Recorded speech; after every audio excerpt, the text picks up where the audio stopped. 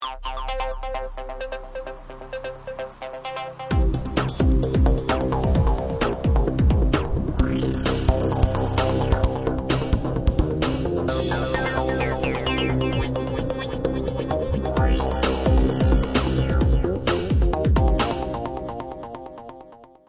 you're talking Australian hot rod history, you don't go back much further than Peter Swift and the bucket we've got in front of us. This is one that you've had for a year or two, Pete?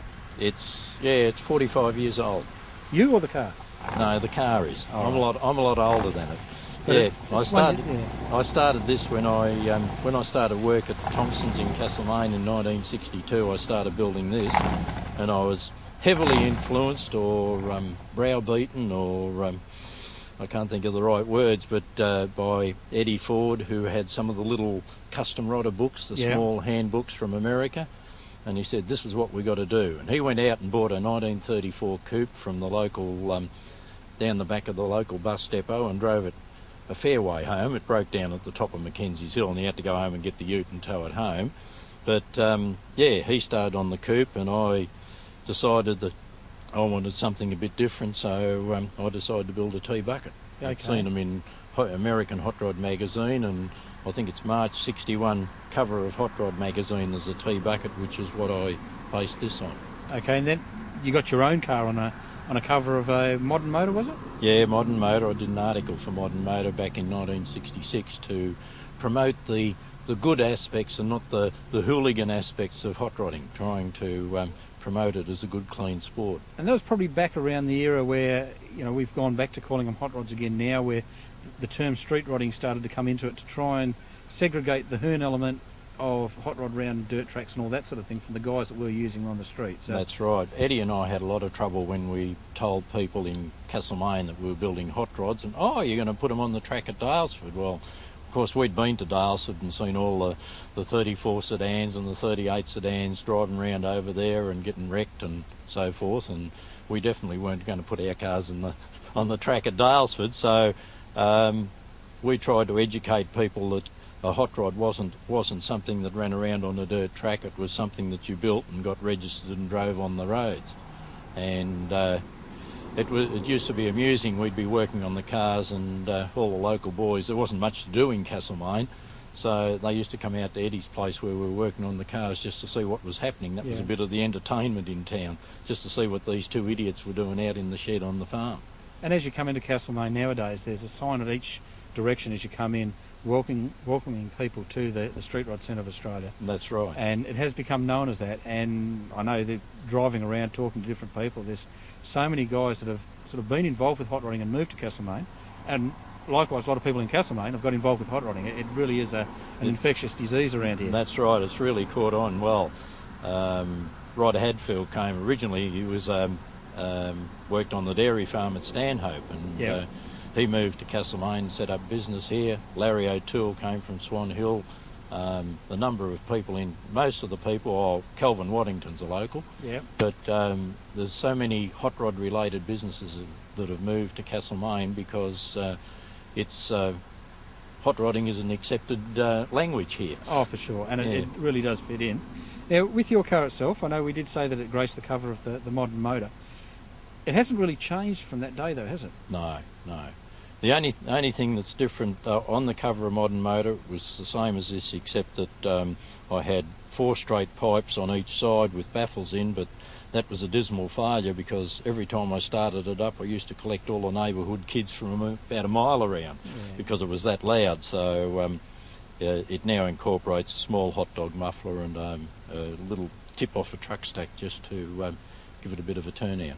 And you did have a single 4-barrel on there at one stage? I had a single 4-barrel on there. It ran for many years. It had a single 4-barrel, and at the 2003 Nationals in Geelong, I was talking to a guy there, and he said, "Didn't you used to have triple carbs on this?" And I said, "Yes, I did." And I said, "I wish I still had them, really."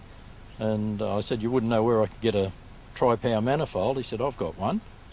So, will you sell it? Oh, yeah, we had it from my brother's car, but he's not using a 318 poly anymore. So I went and bought it off him and brought it home, and I was looking at it in the shed, and I went racing inside to the missus and I said, "I've just bought back my old poly manifold that I sold in 1967. Things go around in circles. I sold it in 1967 for $150, and I paid $600 to buy it back in 2003. Oh, well. So it was my original manifold, definitely, because I cut a bit off the front to when I first fitted it on the car. And with people that aren't real familiar with the Chrysler side of things, there's a 318 that we see in the Valiant 318, yeah, and this is the Poly 318. This Very is much a different engine. This is a 318 Poly. Quite a few of the parts will interchange with the what they call the LA 318, but the heads don't exchange, and the manifold, exhaust, of course, are different spacing and so forth. But quite a few of the internals, the engine parts, will interchange, and you can actually take these motors, and using a stroker crank from a 340, you can turn them into a 402 cubic inch big block, small block. Okay. Yeah. Dizzy there, it seems to have 10 wires coming out of it rather than the conventional 9 you'd have on a V8 Dizzy. Yeah, that's a W&H dual coil Dizzy. As you can see, it runs 2 coils. It's got 2 coil wires. Got a very unusual rotor button and a special cap. I bought that off Phil Wyand in '66 when we were in the States, and at the time I bought a spare set of points. There's two sets of points in there. Okay. 2 condensers. I bought spare points, spare condensers, and spare cap, and I still haven't used the spares. So I think I've got enough spares to last me for a while. Because you wouldn't really have much space in a vehicle like this to carry around too many spares, would you? I don't carry any spares at all. Well, your conventional vehicle will have a boot or something like that. Normally with a bucket, you'll have a pickup bed. You can at least stick a packet of matches and a few other bits and pieces in there. That's right. But with this having the fuel tank there, Yeah. you've really got no carrying capacity whatsoever. Well, I've actually got under the seat. There's an old ammo box cut in half, and there's one half either side of the torque tube. So on one side I've got half an ammo box of storage. The other side's got the battery.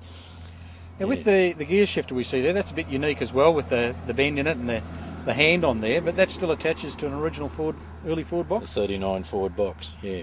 So no synchros there? No synchros there. A little bit snicky at times, but it survived surprisingly. But I would never like to put it on a drag strip. It's still got the early keyed axle, a 44 axle in the back, and I have visions of keys going and wheels coming off and all those sort of terrible things. So I do baby it a bit. But in its day, in the early 60s, it was a modern sort of build, wasn't it? It was at the time, yeah. Beam axle on the front. It's not one of our later model cast dropped axles. It's an original forged axle in there that's been chromed with the... Yeah, original. That's a 48 Ford axle that was chromed, and it's an unusual setup.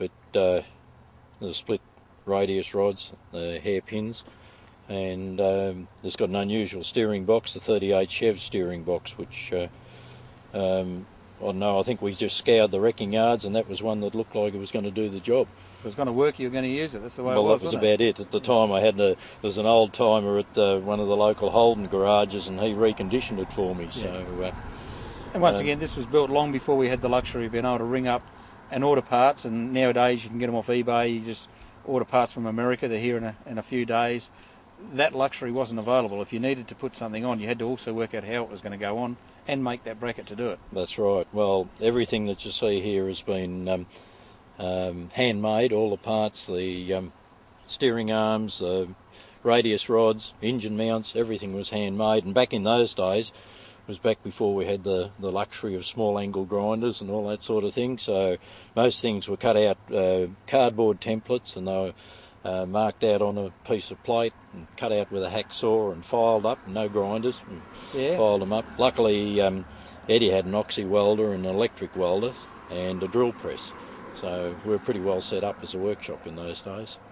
Things like the pinstriping, that was all laid there originally, was it? Or was That's Eddie's original, except for on the guards. I've resprayed the guards, and I noticed just recently that I think I resprayed the chassis at one stage, and but the pinstriping on the body and on the grill shell is all that's original paint and original pinstriping. Eddie did all the pinstriping.